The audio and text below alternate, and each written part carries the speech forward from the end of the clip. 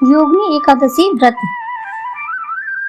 हिंदू धर्म ग्रंथों में हर एकादशी का अपना अलग अलग महत्व बताया गया है। इन्हीं अलग अलग विशेषताओं के कारण इनके नाम भी भिन्न भिन्न रखे गए हैं। प्रत्येक वर्ष में 24 एकादशियां होती हैं। मल मास की एकादशी को मिलाकर इनकी संख्या 26 हो जाती है। इन्हीं एकादशियों में एक एकादशी आषाढ़ मास के कृष्ण पक्ष की एकादशी, जिसे योगिनी एकादशी कहते हैं। योगिनी एकादशी का उपवास रखने से समस्त पापों का नाश होता है तथा इस लोक में भोग और परलोक में मुक्ति भी मिलती है। आइए दोस्तों, अब हम सुनते हैं योगिनी एकादशी की व्रत की कथा। महाभारत काल की बात है। एक बार धर्मराज युधिष्ठिर ने भगवान श्री कृष्ण से कहा, हे त्रिलोकीनाथ, मैंने ज्येष्ठ माह के शुक्ल पक्ष की निर्जला एकादशी की कथा सुनी।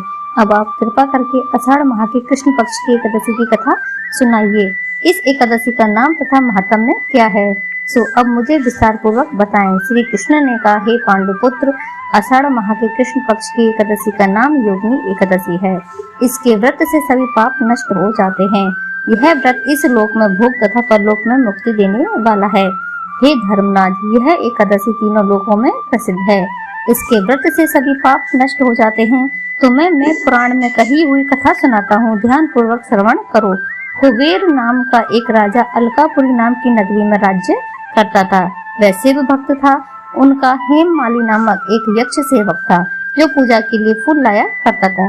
हेममाली की विशालाक्षी नाम की अति सुंदर स्त्री थी। एक दिन वह मानसरोवर से पुष्प लेकर आया, किंतु कामासक्त होने के कारण पुष्पों को रखकर अपनी स्त्री के साथ रमण करने लगा। इस भोग विलास में दोपहर हो गई।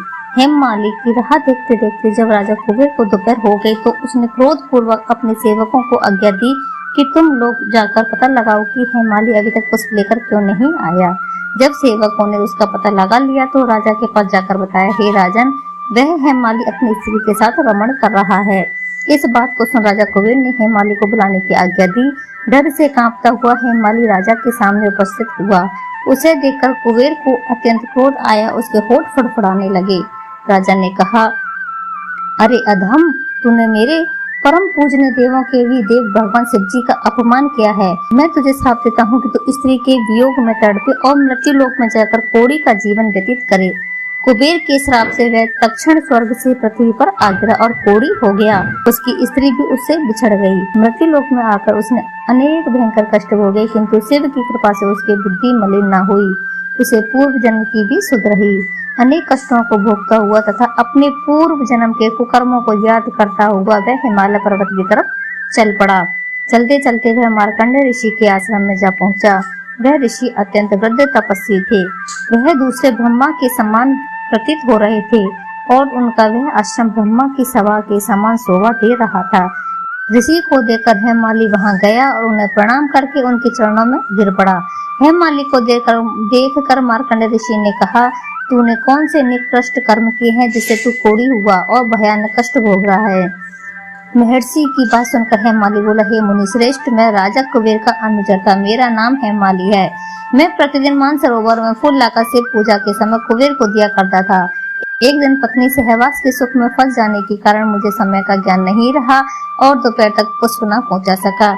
तब उन्होंने मुझे श्राप दिया कि तू अपनी स्त्री का वियोग और मृत्युलोक में जाकर कोढ़ी बनकर दुख भोग। इस कारण मैं कोढ़ी हो गया तथा पृथ्वी पर आकर भयंकर कष्ट भोग रहा हूँ। अतः कृपा करके आप कोई ऐसा उपाय बतलाएं जिससे मेरी मुक्ति हो।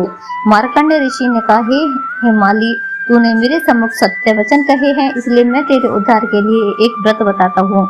यदि तू आषाढ़ माह के कृष्ण पक्ष की योगिनी नामक एकादशी का विधान पूर्वक व्रत करेगा तो तेरे सभी पाप नष्ट हो जाएंगे।